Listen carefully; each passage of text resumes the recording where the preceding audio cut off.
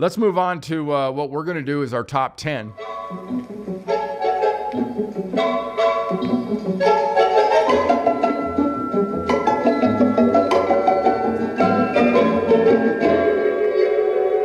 The year got off to kind of a crazy start all around the inauguration, and we had the Women's March, and we actually were subjected to some new terminology.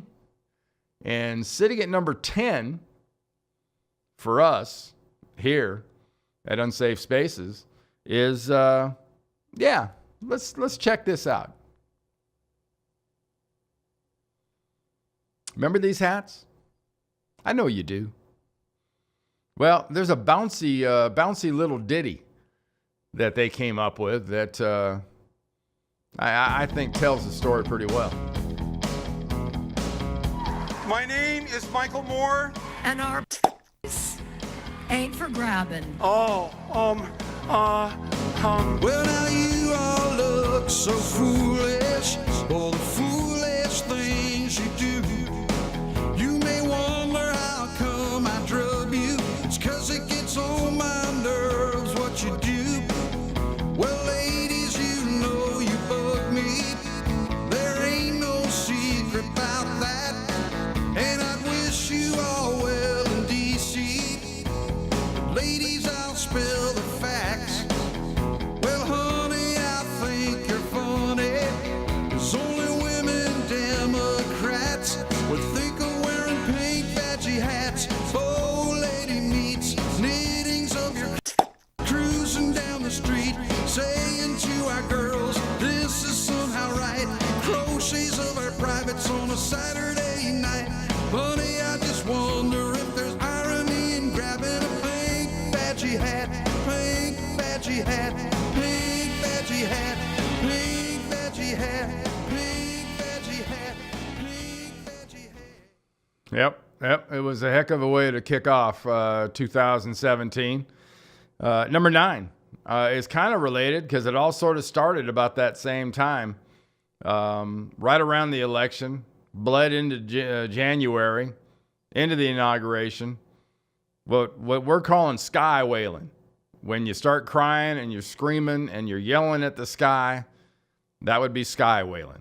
And that would be our number 9 story of 2017. Number 8 sort of rolls right into with that. And that's the whole idea of resist. Now, if it wasn't for Chuck and Nancy, we wouldn't have sort of the leaders of the whole resist movement. Good for them. You got to be leaders of something. They've been wrong an incredibly large amount of the time, but they're resisting, and that's what's important.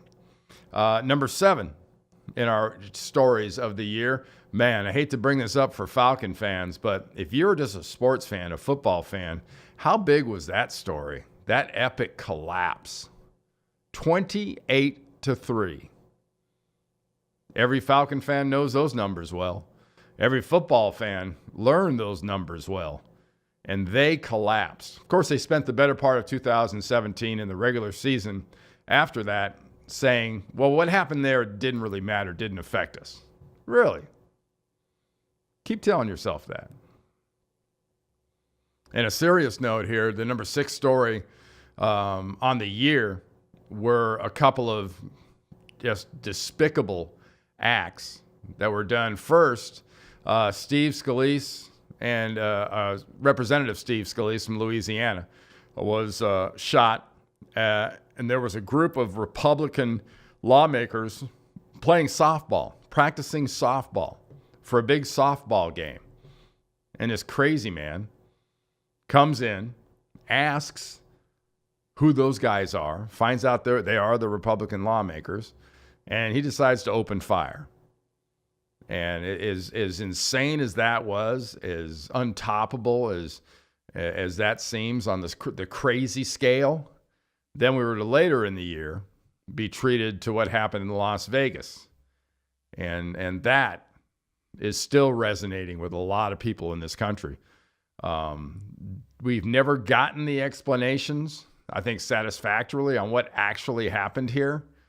The police clammed up. The FBI clammed up. Everybody stopped talking, including the hotels. But the bottom line was over 50 people were dead. Hundreds were shot. And the frustrating thing as a normal citizen is our number 6 story of the year. We really can't say what happened and why. Just can't. The guy that did it's dead. He'll never say. And we can't get straight answers. Number 5 story of the year, man, natural disasters. Now, if you wanted hurricanes, this was a hurricane season that was an epic hurricane season. We had Harvey, we had Irma. The people in Houston, in Texas, were slammed. The people in Florida and Puerto Rico were slammed with this weather. And to make all that worse, or to make all that worse as to how it happened and when it happened, then on top of that, we have all the fires out in California. And it's not 1 or 2. There are like 6 or 8 good-sized fires all burning at the same time. Just looked like a vision out of Dante's Inferno. It looked like hell in some instances. And God, thank you, between the shootings, the fires, the floods, everything made you really appreciate our first responders out there. They were a huge part of these great stories. Number 4 in our stories of 2017. Well, you can't mention 2017 and you can't mention this last year when it comes to the NFL without talking about the kneeling. A lot of kneeling. Originally was done for the purpose of bringing attention to social injustice. Not really sure they didn't lose a little bit of focus as to what they were actually kneeling about after a while. There's always something that comes up and they can go, well, that's why we're doing it. But it did not go well. And it's one of the few instances, and you see Colin Kaepernick and Eric Reed from my old team, the San Francisco 49ers. It's one of the few things that the NFL did not handle properly. I mentioned earlier the whole thing about concussions and head injuries they could handle better. It would be hard to handle this one any worse than they did, and it hurt them. It hurt them in a lot of ways. Now, the number 1 rated TV show, regularly scheduled TV show in America, was Sunday Night Football. That's a fact. That just released yesterday. Good for you. But it hurt them. Trust me, it hurt them. All right, next up on the list is something that I know millions and millions, if not hundreds of millions of people benefited from, I guess, the attention, because we saw a whole series of sex scandals, sexual harassment scandals. Started really with Harvey Weinstein. You know, then when you looked up and you saw all these other Hollywood types, for instance, being accused of things. It's a slippery slope. Matt Lauer went down at NBC News. The Today Show host, he was fired.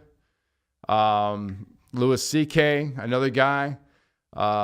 It does, at least initially here, have a huge amount of association with the entertainment business for some reason.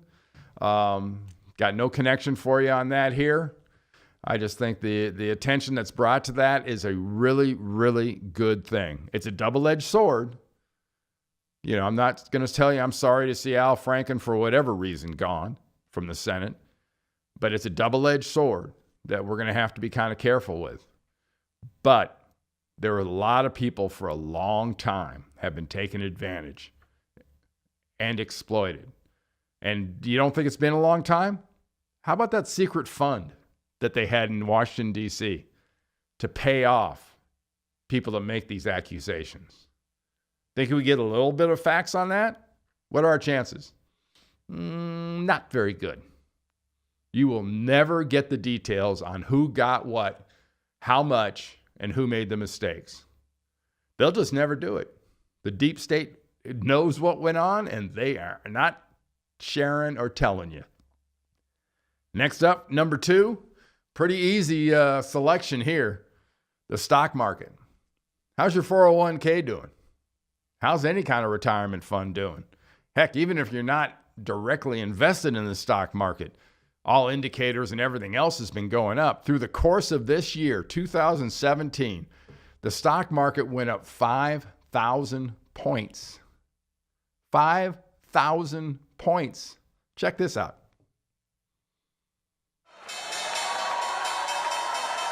It happened only 90 minutes into the trading day. We are watching the Dow, which just hit 23,000 for the first time. That milestone coming just over 2 months since the Dow crossed over 22,000. This has been the year of records day after day.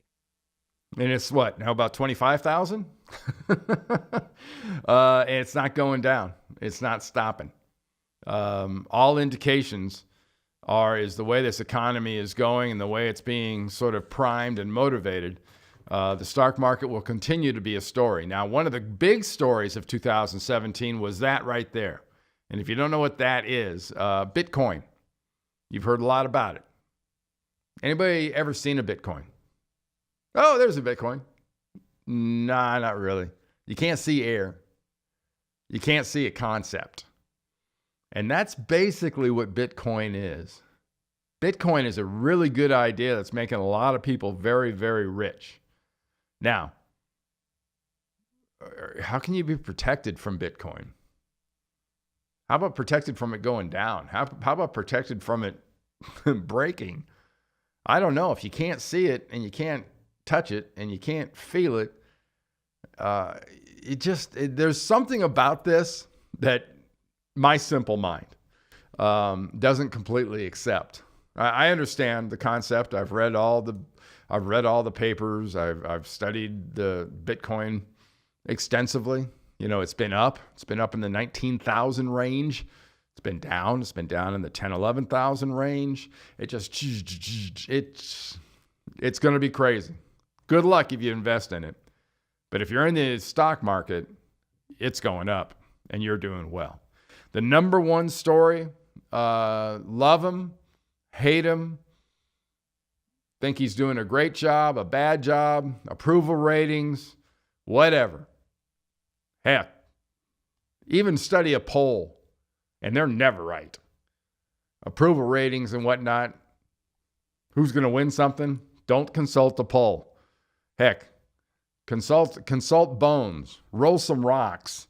Do something. They'll tell you more than a damn poll will. But Donald Trump's first year in office has been the story of the year. Not only his interaction with China, his current interaction with little fat rocket man, his interaction with the nation of Israel, what he and his wife did, Melania, during the tragedies down not only in Houston, but also down in Puerto Rico, were admirable. Certain things people don't like about him. In fact, I can say there are people out there that like nothing about the current president. And you know what? The best thing, in my perspective, looking at a guy like that, is he doesn't really care. He signed numerous executive orders. The economy is booming. They just passed a tax plan we're all being told is just for the rich. Well, they've proven that is not just for the rich. A lot of people are getting tax plans. When those checks start rolling in February and they're bigger, people will notice. Now, this is a world of what have you done for me lately? So next up in Trump's world, 2018. Good luck with that. It's not going to be easy. Hey, I want to thank you all for joining us during this course of our first year, 28 episodes, counting this one.